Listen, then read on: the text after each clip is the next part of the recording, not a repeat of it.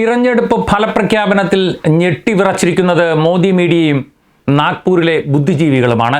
Indian രാഷ്ട്രീയം കഴിഞ്ഞ ഒരു ദശാബ്ദക്കാലമായി നാം കണ്ടതിൽ നിന്ന് തികച്ചും ഭിന്നമായിരിക്കുമെന്ന കാര്യത്തിൽ ഇനി സന്ദേഹമൊന്നുമില്ല. അതാണ് ഡൽഹി രാഷ്ട്രീയത്തിൻ്റെ പുതിയ ഗതി തെളിയിക്കുന്നത്. നരേന്ദ്രമോദി എന്ന കോർപ്പറേറ്റ് ബ്രാൻഡ് തകർന്നു വീണതും സംഘപരിവാരങ്ങൾക്കകത്തെ ആഭ്യന്തര സംഘർഷങ്ങൾ മൂർച്ഛിക്കുന്നതും നമ്മുടെ മുന്നിൽ കാണുകയാണ്. ഒരുമിച്ച് നിൽക്കേണ്ടതിൻ്റെ ആവശ്യകതയെക്കുറിച്ച്, അതിൻ്റെ സാധ്യതകളെക്കുറിച്ച് പ്രതിപക്ഷ രാഷ്ട്രീയ കക്ഷികളുടെ ബോധ്യം കൂടുതൽ ഉറച്ചതായി മാറുന്നതാണ് ഇന്നലെ മുതൽ കൂടുതൽ ശക്തമായത്. മോദി ബ്രാൻഡ് എന്നത് ഊതിവീർപ്പിച്ച ബലൂൺ മാത്രമാണെന്ന് ആദ്യമായി തെളിയിച്ചത് ഇന്ത്യയിലെ കർഷകരാണ്.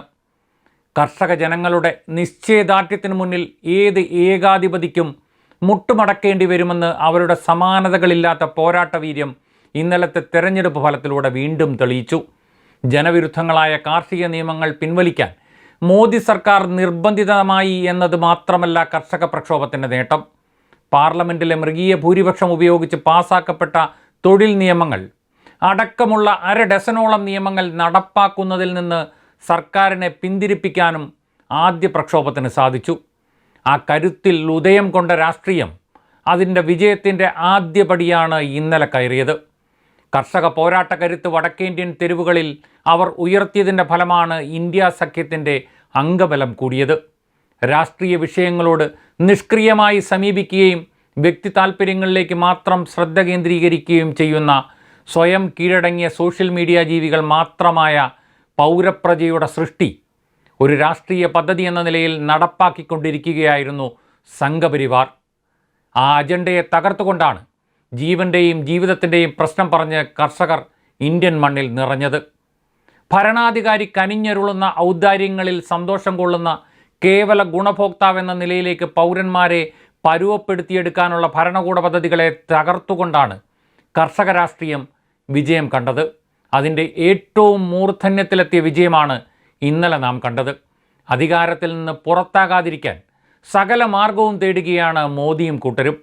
രാഷ്ട്രീയ വിഷയങ്ങളിൽ ഇടപെടുന്ന പൊതുനയങ്ങളെ സ്വാധീനിക്കുകയും ജനവിരുദ്ധ നിയമനിർമ്മാണങ്ങൾക്കെതിരായി ശബ്ദമുയർത്തുകയും കൂട്ടായി തെരുവിലിറങ്ങുകയും ചെയ്യുന്ന രാഷ്ട്രീയ ജീവിയായി ഇന്ത്യൻ പൗരനെ നമ്മുടെ രാഷ്ട്രീയത്തിലേക്ക് തിരികെ കൊണ്ടുവരുവാൻ കർഷക സമരത്തിന് സാധിച്ചുവെന്ന് പറയാം. അതിനൊപ്പം മുഖ്യധാരാ മാധ്യമങ്ങളെ മറികടന്ന് പുതിയൊരു ജനകീയ മാധ്യമ സംസ്കാരം വിപുലവും വിശാലവുമായ രീതിയിൽ ഉദയം കൊള്ളുന്നതിനും കർഷക പ്രക്ഷോഭം കാരണമായി.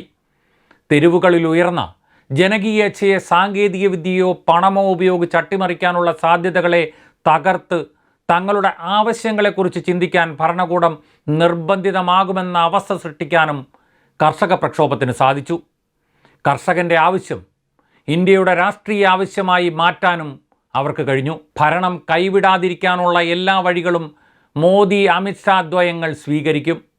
കർഷക ശക്തി നിയന്ത്രിക്കുന്ന പ്രതിപക്ഷ കക്ഷികളുടെ മുൻനിരയിൽ നിശ്ചയദാർഢ്യത്തോടു കൂടിയ ഒരു സർക്കാർ രൂപപ്പെടുകയും മുൻ സർക്കാരിൻ്റെ ചെയ്തികളെക്കുറിച്ച് സത്യസന്ധമായ അന്വേഷണം നടത്തുകയും ചെയ്താൽ ശിഷ്ടകാലം മുഴുവൻ ജയിലിൽ കഴിയേണ്ടി വരുന്ന തരത്തിലുള്ള അഴിമതികളും ക്രമക്കേടുകളും തങ്ങൾ ചെയ്തു കൂട്ടിയിട്ടുണ്ടെന്ന് അവർക്ക് നന്നായി അറിയാം.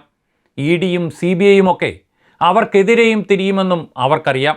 അതുകൊണ്ട് തന്നെ ഭരണ തുടർച്ചയ്ക്ക് വേണ്ടി ഏത് കടുത്ത നടപടികൾ സ്വീകരിക്കുവാനും അവർ തയ്യാറാകും. ഒരു കാര്യം തീർച്ചയാണ്, ആര് ഭരിച്ചാലും മോദി ഭരണത്തിൻ്റെ ആദ്യഘട്ടത്തിൽ നാം കണ്ട നിഷ്ക്രിയ പൗരനല്ല ഇന്ന് ഇന്ത്യൻ ജനത.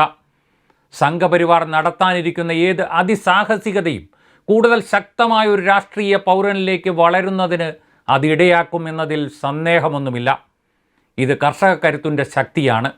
ഇവിടെയാണ് കർഷക സമരത്തെ മുന്നിൽ നിന്ന് നയിച്ച ഇന്ത്യയിലെ ഇടതുപക്ഷത്തിൻ്റെ പ്രസക്തി. പാർലമെൻറ്റിൽ എത്ര സീറ്റ് കിട്ടിയെന്നുള്ള കേവല യുക്തിക്കും അപ്പുറമാണത്.